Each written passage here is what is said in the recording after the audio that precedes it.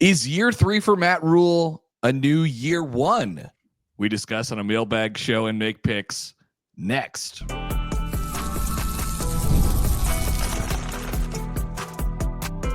You are Locked On Nebraska, your daily Nebraska Cornhuskers podcast, part of the Locked On Podcast Network, your team every day.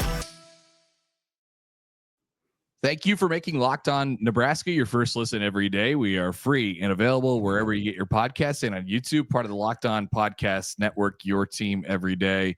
And today's episode is brought to you by FanDuel. You can get into the game with a big return on FanDuel. New customers can place a $5 bet, and you'll get started with $150 bonus bets if your first $5 bet hits.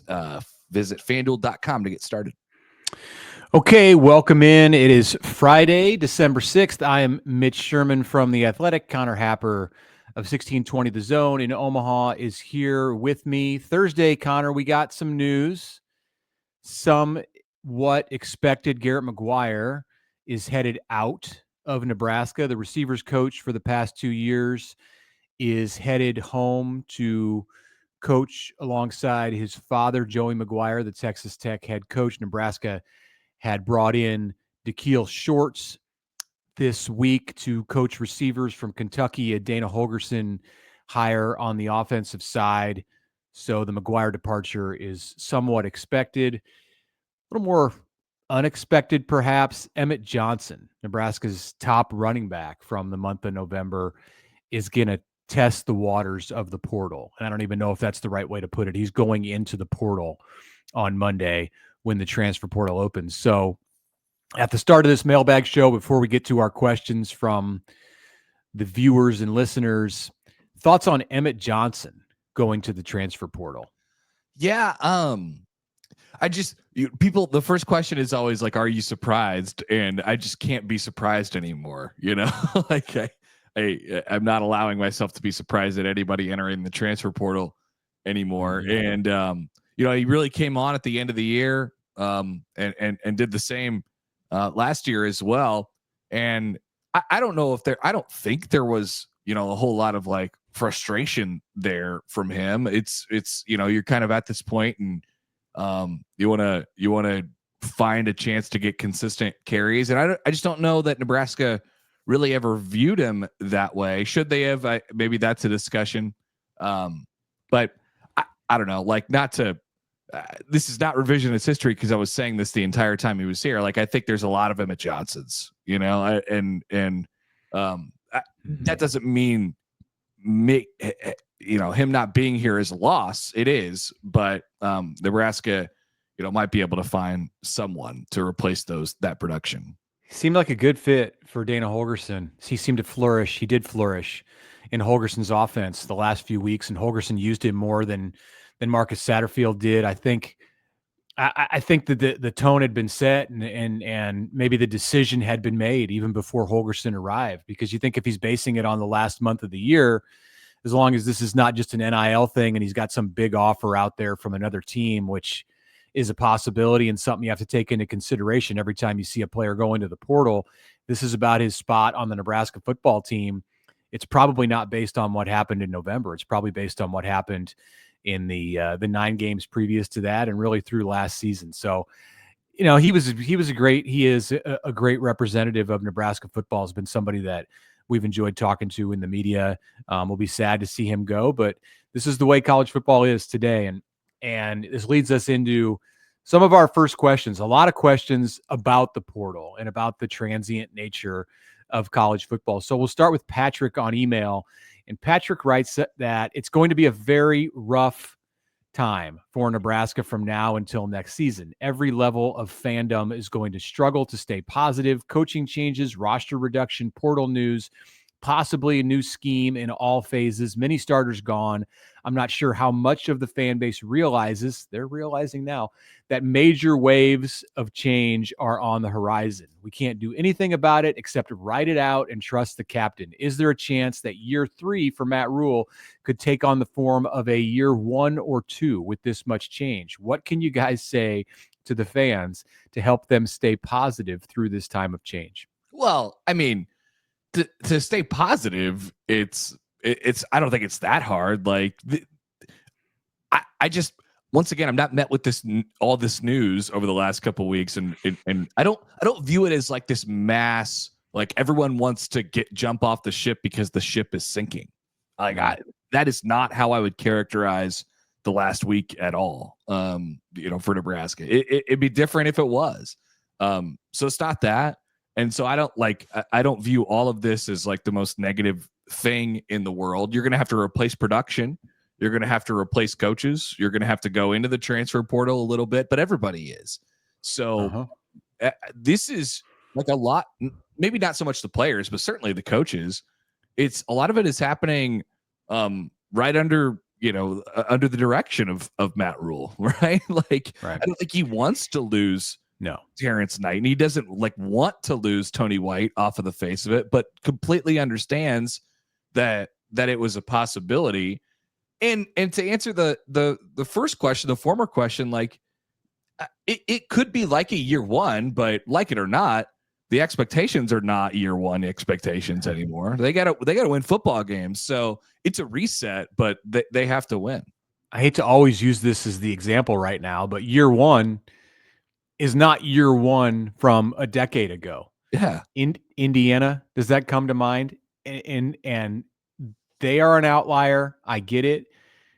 But the point being, you can rebuild a roster in an offseason if you're committed to using the portal the way that teams use the portal aggressively today. And that's the only option for Nebraska at this point. It's not going to go out and sign more freshmen because players unexpectedly are going into the portal after signing day. It's going to have to be, you take one, you get one. Nebraska's going to need a net positive out of the portal this year, and we're seeing where the starting point is. We'll continue for the next several days to see where the starting point is. There are going to be more decisions like Emmett Johnson's decision from Thursday night that happen here over the next week or 2 weeks.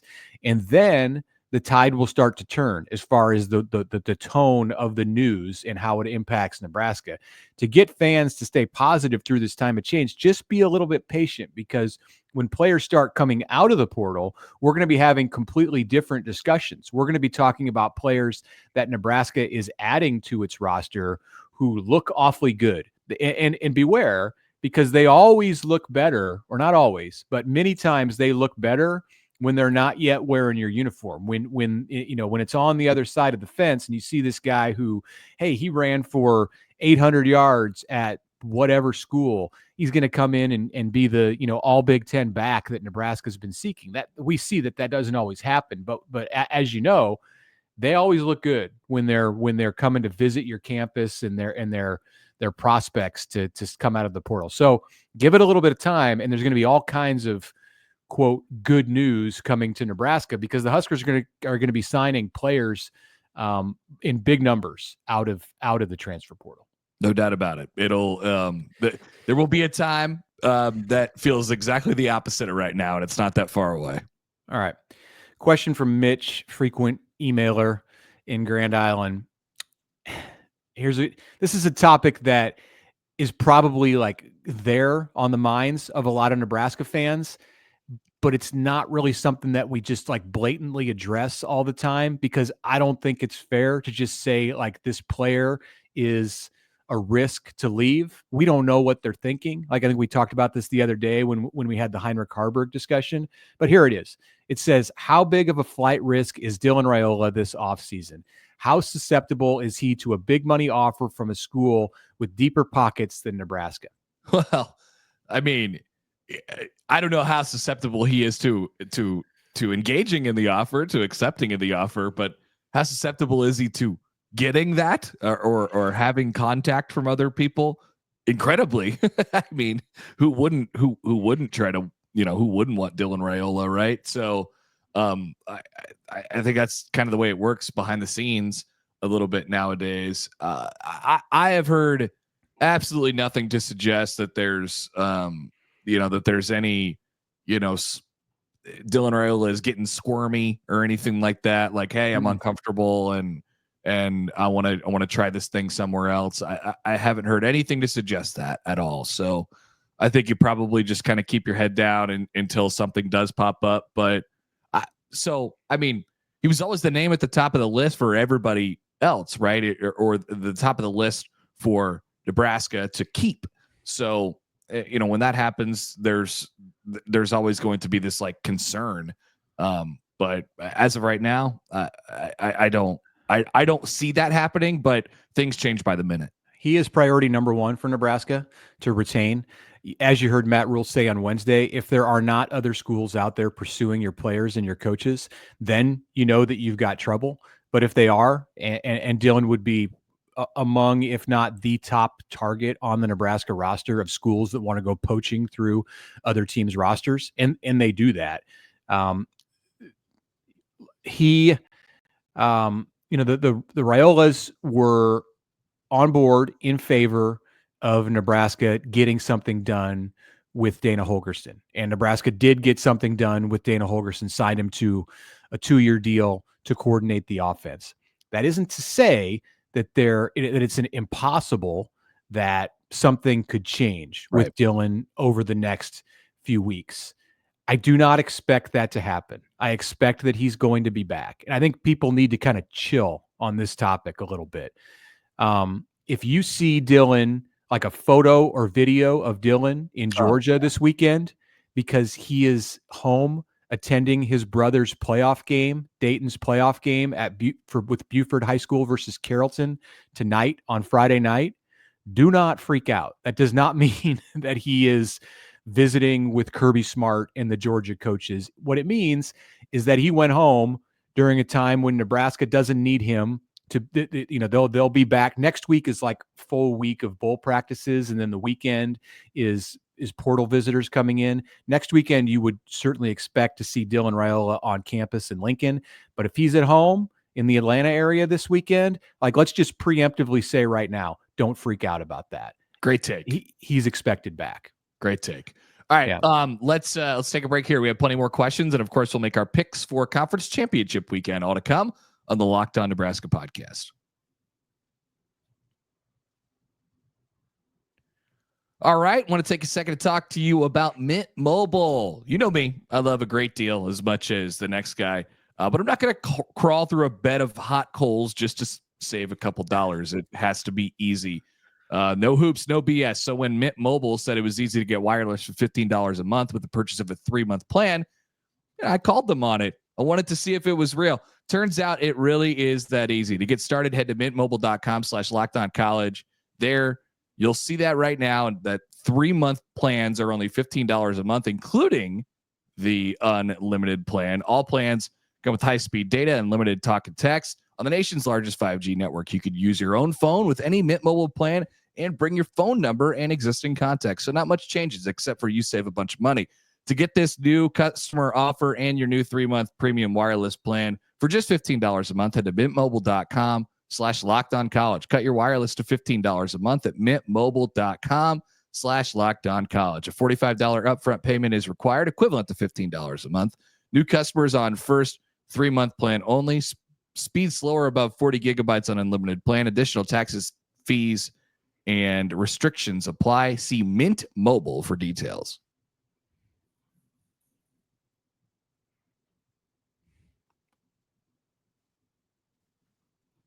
All right, welcome back. Connor Happer, Mitch Sherman with you. We have more mailbag questions, so why don't we dive right into them here? We'll get as many answered as possible before we make picks for the weekend in the third segment. Here is Scott via the email at lockedonneb@gmail.com. With the explosion of the portal and the frequency of multiple transfers from individual players, will homecoming still be a thing in 10 to 15 years? When an NFL player has a bye week during the pro season, how does he pick which 2 to 4 schools to attend and watch from the sideline? Well, thank you, Scott, for finally getting to the question that is on the minds of everyone, that we all want to know.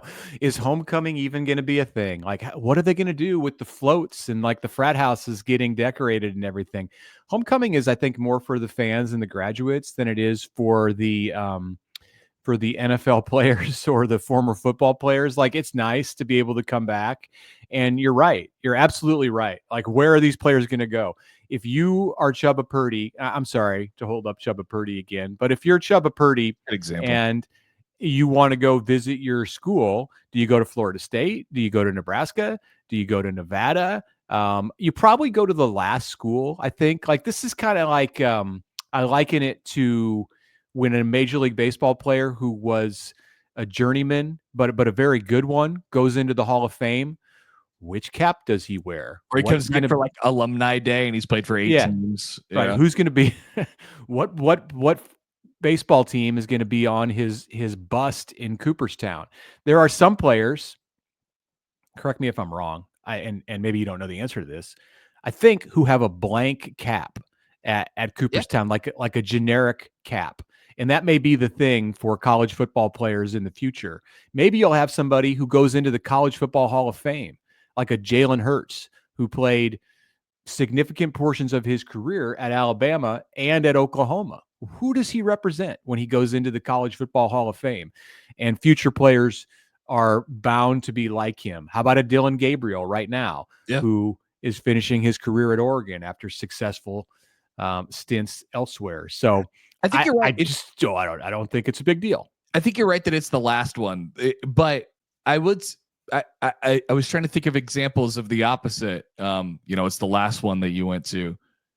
There was a lot of extenuating circumstances, but Adrian Martinez, is a Nebraska Cornhusker, right? So you could invite him back for alumni day and whatever you have, and it doesn't matter that his last year was played at K-State.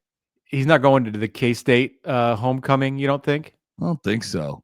No, he's a graduate of Nebraska. This is like that's his thing. There you go.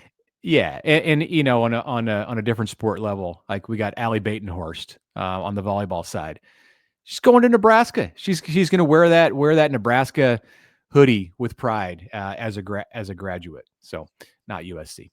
Okay, here's Thomas from Southern Minnesota. I've never actually heard anybody make the difference on Southern. I think it's an important distinction to make in winter. Yeah. Yes, at this point it is. All right, so Thomas asks, "Hey guys, love the show. One Wednesday, Coach Rhule said the defense will not change. Is this just for the bowl game or continuing into next season? Will the 3-3-5 return?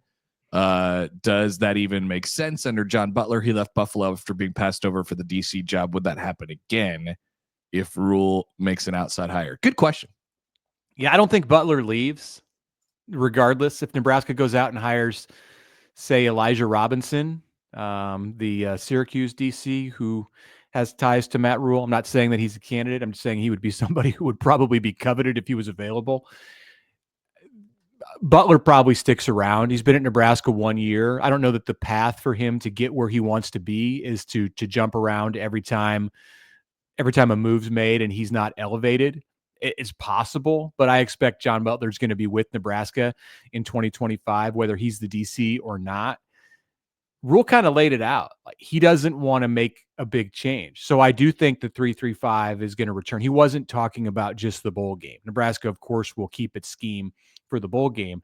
I think this is the defense that he wants to use in the Big Ten, that he sees this is a path for Nebraska to stand out and be different from what other schools do in the Big Ten. It makes Nebraska difficult to prepare for, and it also makes Nebraska a school in recruiting players, whether it's from the portal or in high school recruiting, that's like something different. Like, you can come here and you can learn this defense and look at the stuff that we do. It's not the same as every other program out there. You want to do something to stand out if you're Nebraska, and this is a way on the defensive side that the Huskers do it.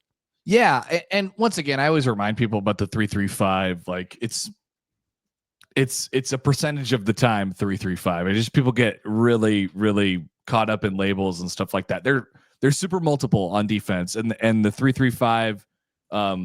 Part of it gives you the ability to do a whole bunch of different things with different personnel and defend different things. So yeah. Like, don't get freaked out about the 3-3-5. Like, it's still going to be around, but it was always like everybody runs different personnel sets. Everybody's got a piece of that in what they do in the defense, but yeah, you won't see a whole lot of difference, I don't think. Yeah. It's mainly about flexibility. I think that's a great way to put it. That's what the 3-3-5 allows you to do, is just be more flexible. Yep. All right, last question before we get to the picks here. Here's Jeff. Jeff says he's a big fan of Locked On Nebraska. Thank you, Jeff. Try to listen Shout each out. weekday. You know what? I hear from people too all the time. It was like, are you doing a pod? Are you doing a pod this morning? It more and more. It seems like every awesome. week, which is super appreciated. Jeff's question is, do you know why Jamari Butler gave up his single-digit number midseason and then switched back to number 10? Vincent Shavers grabbed number 1. Other than for the convenience of equipment managers, was there a reason why a backup linebacker would be given a single-digit number in the middle of the season? Good question. Well, interesting question. I had to go look and make sure that Shavers was wearing 10 because I remember him in 51 in camp at the beginning of the season. He did. He won. Yeah. Yeah. Shavers ended up in 1 after Butler went back to 10, but he was wearing 10.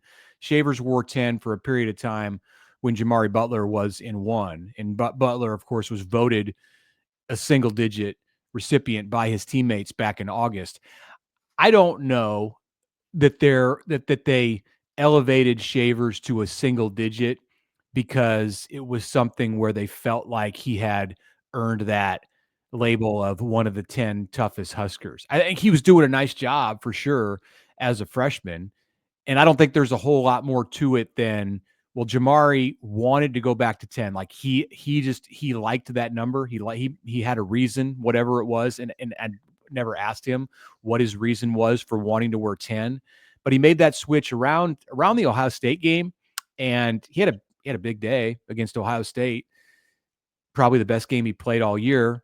I don't know that it was related to him switching jersey numbers, but players think about these things and it means something to them. So maybe it gave him a boost. And then Shavers wearing number 10, just like they had a spot they had to fill. You couldn't have 2 guys on the defense in the same number, obviously. And instead of going and wearing some random number, it said, well, number 1's open. So they put him in number 1. I think like it would be a good question, like down the road with Vincent Shavers, in whether there was more significance to him in that number as in the second half of the season. Yeah, I that'd be my guess as well, that they didn't, they're just like, all right, number 1 was open, so we took number 1. I don't think it had any like meaning to it or anything like that. But I don't know why Jamari wanted to not be 1 anymore and move back to 10. I'm not sure on that. It's odd. But the single digit number thing is sort of interesting as well, and who's got it over the last couple of years, and if they might continue that tradition or what it might be like next year. It's a lot of guys, and it causes a lot of conversation, I think, as well around the fan base, and maybe ultimately it's not the healthiest thing in the world. It's possible, and it's different in the transfer portal era too. It just is. Like your rosters are built different, and it might be something they want to look at.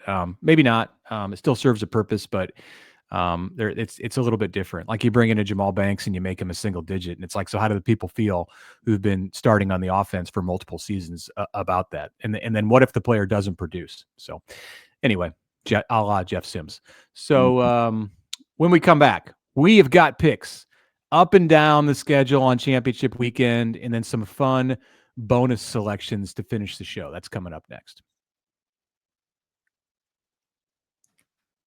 All right, quick word from our friends from the FanDuel Sportsbook. We have a huge weekend of football coming up this weekend with conference championship games in college. And then, of course, a gigantic slate, as always, of NFL action. That's where we want you to get in the game with FanDuel, America's #1 sportsbook. Right now, new customers, that could be you, could bet $5 and get $150 in bonus bets if you win that first $5 bet. It's the smallest risk basically possible. The FanDuel Sportsbook app gives you everything you need to place live bets on the NFL, futures on the NFL, or if you take a look on a Friday and want to map out the whole slate right then you're free to do that as well. And you can do it all with the FanDuel Sportsbook. So if you get that hunch in the middle of the game, before the weekend, or a couple weeks in advance of the playoffs, you can do that. FanDuel.com. Join today. And once again, when you do that, new customers, you're going to get started with $150 in bonus bets if you win that first $5 bet. That's all it takes. Head to FanDuel.com today. That's FanDuel, America's #1 sportsbook.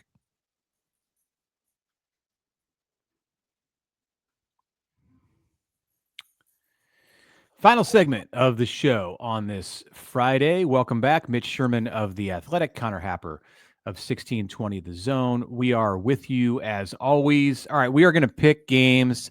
When this wraps up, we will go through our season-long results, revisit some of those second-half predictions that we made on Nebraska. I think we perhaps overshot the win totals just a bit on where Nebraska finished up, but that's maybe for next week in the break before the CFP gets started and we make some more picks. For now, we're just going to celebrate the entire catalog of conference championship games this weekend, except we're not going to pick the MAC, Conference USA, and the Sun Belt. So sorry to those conferences. We have got 6 others to pick, starting with tonight, a CFP play-in game. How exciting is this? 7 p.m. on Fox, the Mountain West. Number 20, UNLV, 10-2 at number 10, Boise State, old school conference championship game on the blue turf. Mm-hmm. The Broncos are 3.5-point favorites to make it to the college football playoff. Winner is getting in here. So this was a great game when these two teams played each other several weeks ago in the regular season. And it's interesting if Boise wins, obviously they're in the playoff. If UNLV wins, there's no guarantee. It'll be fascinating to see sort of how it turns out for the rest of this weekend. But it obviously looks good for both teams. Yeah. It's no guarantee. I mean, Army would have to probably jump them like 5 spots in the poll in the CFP rankings. But yeah, which seems obviously very unlikely. But give me Boise State. I'll ride Ashton Genty all the way home, even giving away 3.5 points. This starts an interesting trend for me that you're going to see over the next few minutes. I'm going UNLV. I like them maybe to win, and I definitely like them to cover. Okay. Second game, this is at the same time on ABC tonight. Big time college football on TV on Friday night, 7 p.m. Tulane is a 5.5-point favorite, 9-3 Green Wave at number 24 Army, which is 10-1 and still has the Army-Navy game to come next week after the CFP is laid out. There is that outside possibility, as you mentioned, that if UNLV wins this game, somehow Army could get the 5th conference championship spot. I don't think so. They're far enough down in the poll to probably not be able to jump that high, especially with UNLV winning against number 10 Boise, but it's not out of the question. So Tulane, 5.5-point favorite in this one. Yeah. At Army, West Point. So Friday conference championship weekend, we do have to mention the obligatory RIP the Pac-12. This is where the Pac-12 championship game would be happening, and I would flip it on after I got done doing whatever at probably 9:30 at night. I'd say, oh wow, look at that, Utah's going to win the Pac-12. That's kind of crazy. I flipped it on last year, and what was this? Caleb Williams with vulgarities on his fingernails. That's right. Yeah.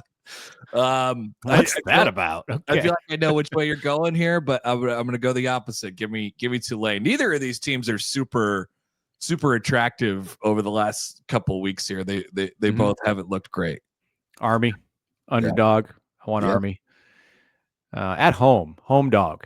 All right, to the big show tomorrow. Number 16 Iowa State. This kicks off the day 11 a.m. ABC. In Arlington, Texas, at AT&T Stadium, Jerry World. Cyclones are 10-2 versus number 15, Arizona State, also 10-2. Losers going home, not going to be in the playoff. The winner, guaranteed spot in the playoff. 2.5-point favorite are the Sun Devils. So, Kenny, you know the phrase run through a brick wall? I do know that phrase. So Kenny Dillingham is actually a risk to potentially do this. He could run through a brick wall. He might. I don't know. I'm going to take the Arizona State coach. He's going to run through a brick wall. He might actually run through a brick wall. I'm gonna take Arizona State to win the game, cover the points, and go to the college football playoff. Yeah, Matt Campbell's going to he's going to coach circles around Kenny Dillingham tonight. Kurt Cignetti should be the national coach of the year, not Kenny Dillingham. I'm out. I'm out on him. Wow. He's done a great job. Done a great job in Tempe this year, but his luck runs out on Saturday. What if you saw him bust through a brick wall like the Kool-Aid Man? Would you change your mind about him then? I might. But I think it's going to be Iowa State. First year of the 12-team playoff. The Clones are in. All right, quickly to the next game. Number 5, Georgia, rematch from earlier this year in Austin when the Dogs won that game. They are 10-2 versus number 2, Texas. Horns are a 2.5-point favorite, 3 p.m. ABC in Atlanta. Home Tough game to beat a team twice. Is that might apply here for Georgia? I'm not in love with either of these teams. You know, it's been an interesting run for both of them, but I will play the tough to beat a team twice thing here and go with Texas. All right, the trend continues for me. I like the underdog. Georgia is an underdog in Atlanta. Give me the Dogs and 2.5 points. You took Texas. Is that what you said? Yeah, why not? All right. Okay, we move on. Number 3, Penn State, 11-1 versus number 1, Oregon, 12-0, 7 p.m. on CBS in Indianapolis. The Ducks are a 3.5-point favorite in this one. Both teams are already in the playoff. I know this isn't both teams are in the playoff. This is the best looking matchup on paper this weekend. Winner gets a bye. Yeah, winner gets a bye. So there's something on the line, and of course it's the Big Ten championship, and schools like Penn State care about the Big Ten championship. So it's not a huge game, but it's a big game. Catch me never taking Penn State in a big game. Oregon by 3.5. This is so great because we are disagreeing on every game this week. Like this is what needed to happen. It's week 15, Connor, and we're finally totally butting heads on air. I could make up my deficit here in one 24-hour period. I like Penn State. You don't come into the Big Ten and go 13-0. This is the Big Ten. No way. Penn State wins the game outright. I don't even need the 3.5 points, but I'll take them. Wow. Yep. Penn State defends the honor of the Big Ten Conference. Yeah, that's right. Okay. Also at 7 p.m. on Saturday in Charlotte, televised on ABC, number 17 Clemson playing to get into the CFP versus number 8 SMU Mustangs. If you haven't been paying attention all year, they're 11-1. They are a 2.5-point favorite in the ACC championship game. SMU is. I will finish off my trend and I will take SMU to win the ACC title game and to avoid any weird confusion on football playoff selection Sunday. So give me SMU to win the ACC and get one of those top 4 seeds and get one of those top 4 seeds and then move on into the playoff. Yeah. The streak of underdog covers here, it ends with the ACC. I'm also taking SMU. Not a believer in Clemson. SMU wins this game and covers the spread, in my opinion. All right, so we got 3 bonus questions to finish up the show. Quickly on the first question, which of these 6 games that we just selected will be the highest scoring game? Highest point total question added together. Let's go. Let's go Oregon, Penn State. All right. Big Ten. Yeah. I'm saying Mountain West, the game tonight between Boise and UNLV is going to be the highest scoring. Amazing that neither of us said the Big 12. All right. So this is we need to have some discussion here very quickly. We can agree that the 5 championship game winners will get in. That being the 4 Power 5 leagues and the Mountain West, as well as Notre Dame, the SEC and Big Ten losers, plus Ohio State, Indiana, and Tennessee, a 3rd team from the SEC. So that is 11 teams. I think there's general agreement about that, correct? Yes, agreed. Okay. Yes. So if SMU beats Clemson, then Clemson's obviously out, and the 12th spot would go to Alabama, almost certainly, because the Tide are ranked ahead of fellow 3-loss SEC programs, Ole Miss and South Carolina, and 2-loss Miami. And Ward Manuel, the chair of the committee, said they're not changing teams' rankings that didn't play this week. So Bama gets in if SMU takes that spot as the ACC champ. If Clemson beats SMU, so this question only applies if Clemson wins, who gets the 12th spot? Is it 11-2 SMU or is it 9-3 Alabama? I hate this. I hate that this is going to have to be a discussion. Okay, let's say this. It's SMU because you don't want to set the precedent that losing a conference title game drops you that far down and puts you behind a 3-loss team. So give me SMU just to save college football. Mm-hmm. Yeah, I agree with you. I think it's like the first time in the college football playoff history that Alabama is going to come up on the short end of one of these debates. And I'm picking SMU to win the game in Charlotte. So I don't even think we're going to get this scenario. But if we do get it, I'll take SMU to get in. The Mustangs are what did I say? They're currently ranked 8th, and Bama is 11. So you would be dropping a team. You'd be dropping a team quite a ways to make that happen. But there are going to be people out there who are arguing for that for certain if we get a Clemson victory in that game. Okay, final bonus question of this show. What's Nebraska's bowl destination on Sunday? Pinstripe Bowl. Yeah. I wanted to say Music City, but I just can't bring myself to pick against New York. I think it's looking somewhat inevitable at this point. So enjoy the subways. Yeah, we'll be back on Monday to discuss all of this and more. What's going to happen over the weekend with Nebraska in the player and coach movement, that will be discussed, as well as the outcomes of all of these games and Nebraska's bowl destination. So thank you for making Locked On Nebraska your first listen today. For your second listen, go check out the Locked On Big Ten podcast. Craig, he puts the Big Ten first. He's got you covered in all of these discussions about the conference championship game and everything else Big Ten related. Find Locked On Big Ten on YouTube or wherever you listen to podcasts.